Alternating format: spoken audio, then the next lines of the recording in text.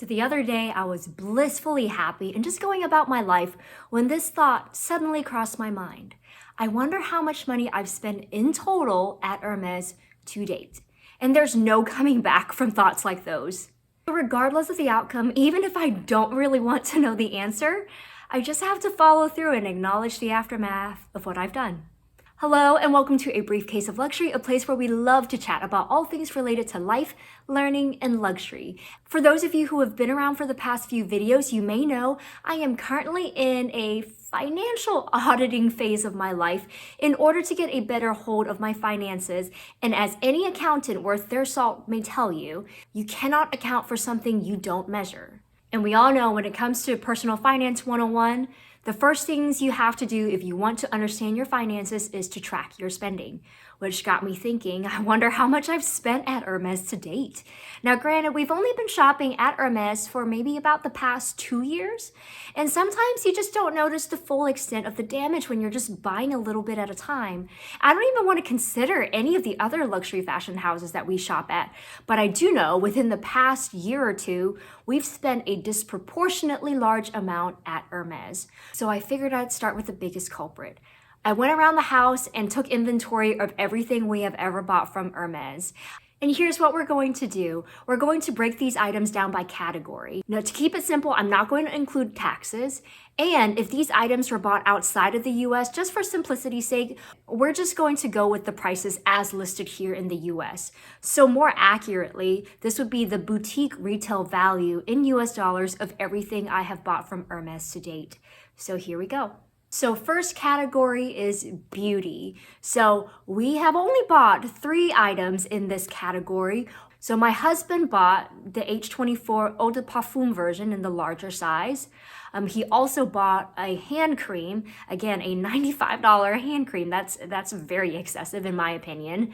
But who am I to judge, right? Because I have bought myself the Rosy Lip Enhancer in the color Rose Tan, which I do love. I genuinely do really like the product. But at $69, I cannot say if it is objectively better than my other lip balms that I typically pick up from Target. So just these 3 items alone cost a total of $301 pre-tax. Okay, in the next category, we only have 1 item, and that is the ready-to-wear category. Again, lucky for me, I haven't really gotten into Hermes ready-to-wear or just ready-to-wear designer, period. But my husband has, for sure. And so he has one of the equestrian men's polo in this navy blue. It was $410.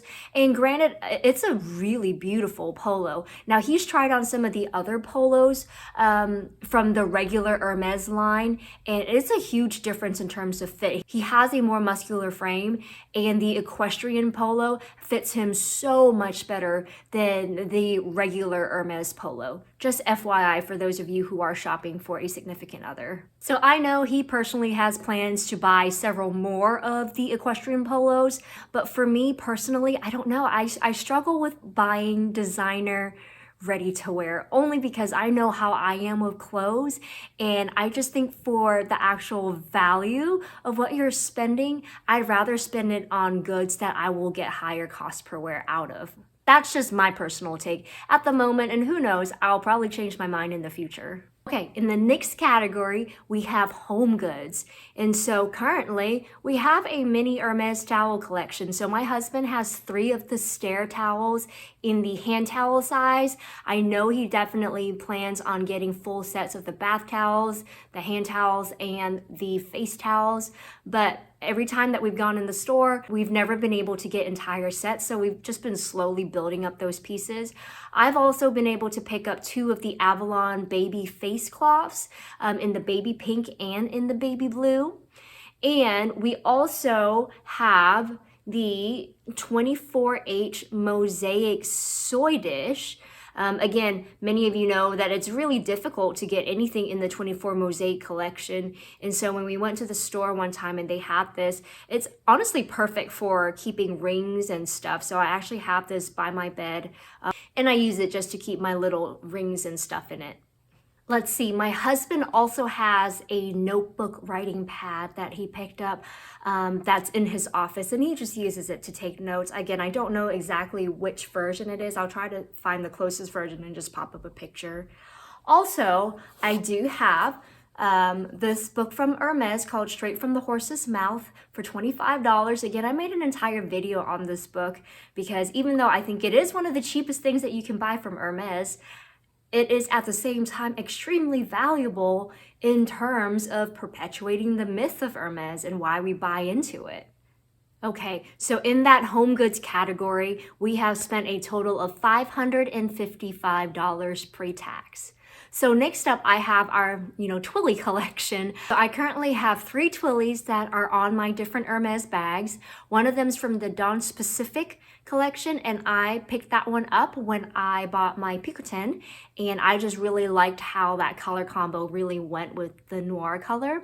And then the other 2 Twillys are from the Sous le Charme d'Orpheus collection, and I absolutely loved the design of that Twilly, and I definitely plan on picking up the rest of them in the different color combinations. I think that is such a beautiful design, and so yes, I have 2 of those as well. You'll get to see them when I show you my bags here in a second, but those are the 3 Twillys that I have, and like I said, I do plan on adding at least 2 more and just finishing off the collection from the Orpheus collection. My husband also has a tie that he bought from Hermes. Again, I really don't know where he's keeping it at the moment, but I'll try to pop up a picture, except his is in a blue color. He also has a pocket square from Hermes as well in a white color. Again, I'll pop up pictures because again, I'm not sure exactly where he's keeping all of this stuff. But so here in the Twilly silk collection, we've spent a total of $675. All right, next let's talk belts. So I have a belt, my husband has a belt, like I mentioned in a previous video. Those are our first 2 Hermes purchases ever. So I'll try to pop up pictures of what my belt looks like. Again, it's the 13mm version with a reversible belt that's black and gold. And the buckle on it is the Gamma buckle in the rose gold plated hardware. I went ahead and grabbed the box for my husband's belt since I don't think I've showed it on this channel before.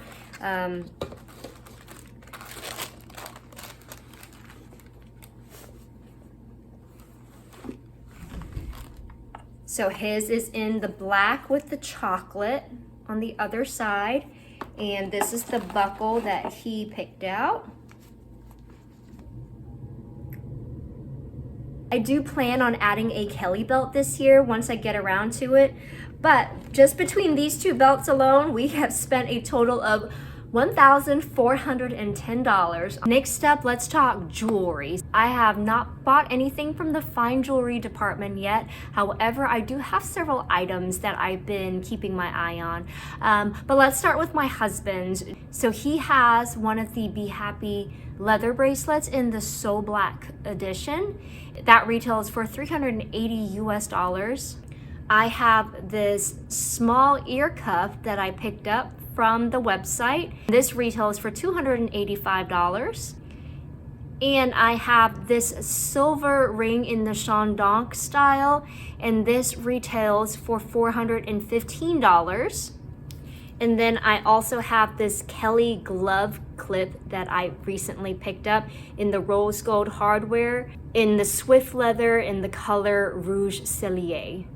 And this retails for $510. So in this jewelry category alone, we've spent a total of $1,590, so $1,590 in this category. So next up, let's do shoes. Okay, we got 7 pairs of shoes to talk about. So first up, we have the Kelly Day sneaker in white with the rose gold buckle. So this retails for $1,175. Next up, we have the bouncing sneaker. So I have it in black leather, and this retails for $890.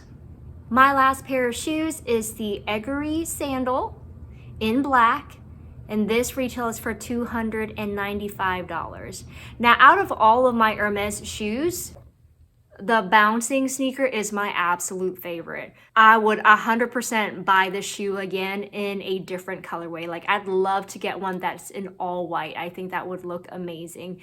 So let's talk about my husband's shoes. All right, so first up, we have his Flex sneakers in gray, and this retails for $890. We have a slide sandal. I believe the style, I'll try to find it and pop up a picture of it, is the Biarritz sandal, and I think it retails for about $590. And his is in a navy blue. And again, I don't know if you can kind of see that Chandonk design on there, but there you go. Next up, we have the Trip espadrilles in a brown color.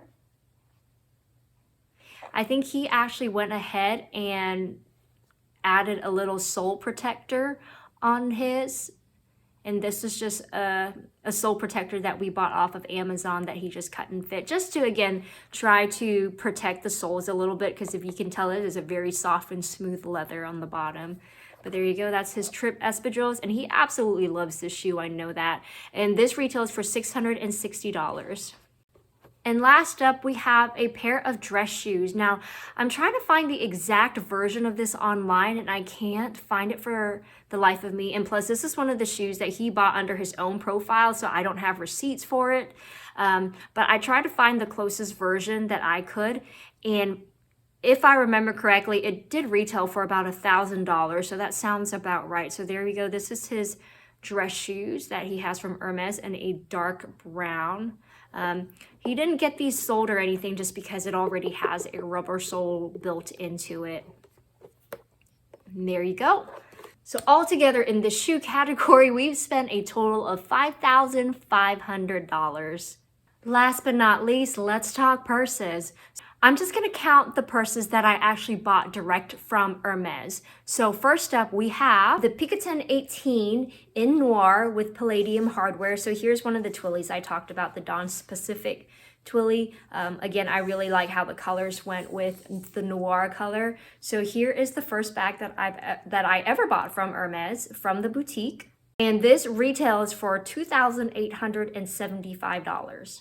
Next, we have the 31 zip her bag. So I bought this off the Hermes website, and there we go. Here's the other Twilly I was talking about from the Orpheus collection in the gray and the pink colorway. And this currently retails for $2,675. And last but not least, direct from the Hermes boutique is this Evelyn PM in the gold color with palladium hardware. And even though I did buy this overseas, here in the US, this retails for $3,475. So in total, purses alone from the boutique, I've spent a total of $9,025 pre-tax. But wait, we're not done. Since we're talking about Hermes purchases, let's go ahead and count my pre-loved purchases as well. So we have the Birkin 35 in the color raisin. And so I bought this off of Fashion File for $8,800. And we also have the Halston 31 in the Ebene color. Again, I bought this pre-loved on vacation, and converted to US, it would have been about $3,400 that I spent buying this pre-loved. So if I counted the amount spent on pre-loved bags, that puts the total up to $21,225 in this purse category alone. Now let's look at the total math. So not including bags, I've spent a total of $10,441 on all the other categories. Including bags, I would have spent a total of $19,466.